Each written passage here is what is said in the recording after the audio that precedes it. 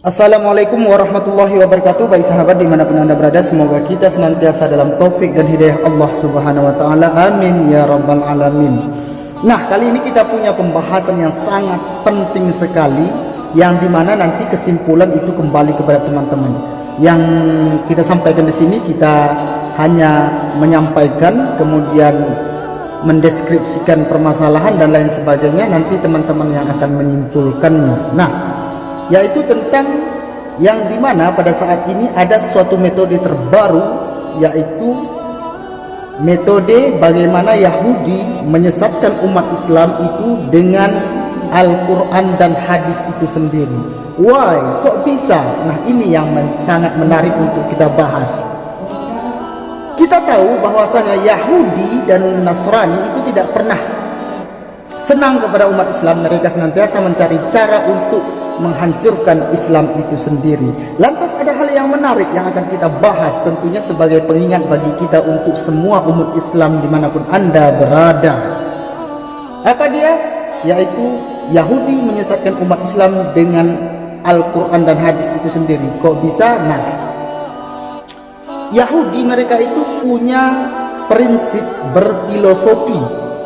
Filosofinya begini: besi akan mudah dibengkokkan dengan besi itu sendiri. Nah, begitu juga dengan kayu, itu mudah ditumbangkan dengan kayu itu sendiri. Artinya seperti ada kampak ataupun parang ya, dengan menggagangkan kayu maka lebih mudah menebang kayu.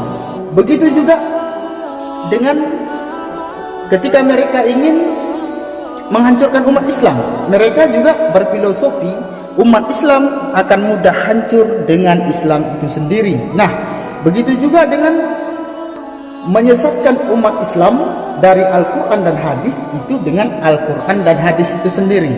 Nah, bagaimana cara mereka ini?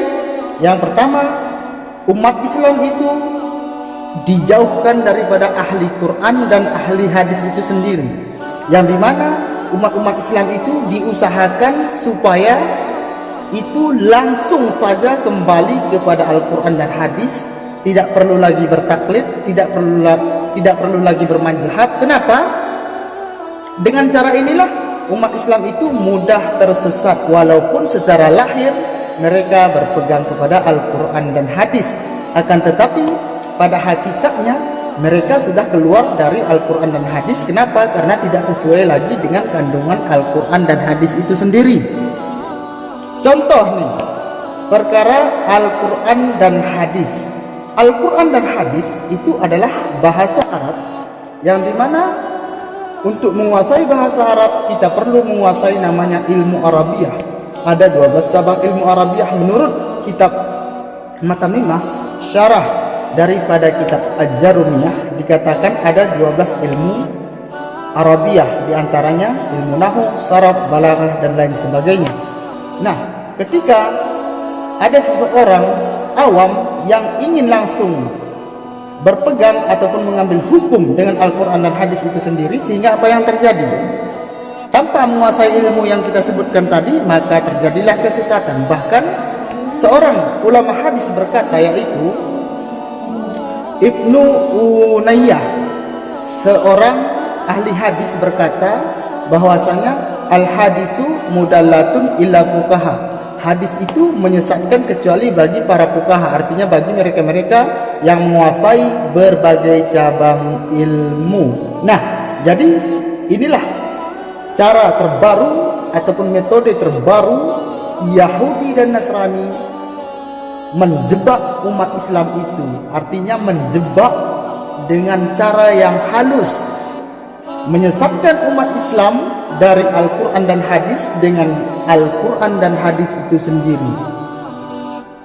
Untuk tentang metode yang mereka lakukan ini gampang. Mereka mengambil orang-orang yang memang ber-EQ tinggi, cerdas, yang mampu menghafal Quran, menghafal hadis, namun tujuannya untuk menyesatkan umat Islam itu sendiri. Ini kan sudah sering terjadi di berbagai wilayah, teman-teman. Kita belajar dari sejarah bahwasanya kejadian-kejadian ada yang menyamar sebagai ulama yang tujuannya untuk menghancurkan Islam itu sendiri. Nah, jadi itu metode terbaru daripada Yahudi Nasrani, yaitu menyesatkan umat Islam dengan Islam, menyesatkan umat Islam dari Al-Quran dan hadis dengan Al-Quran dan hadis itu sendiri. Makanya hati-hati jika Anda melihat ada seseorang yang memang langsung mengajarkan hukum-hukum Islam yang katanya langsung berdasarkan Quran dan hadis, tidak perlu bermadzhab, tidak perlu bertaklid, maka ini diprediksi anak buahnya Yahudi dan Nasrani. Maka waspadalah teman-teman.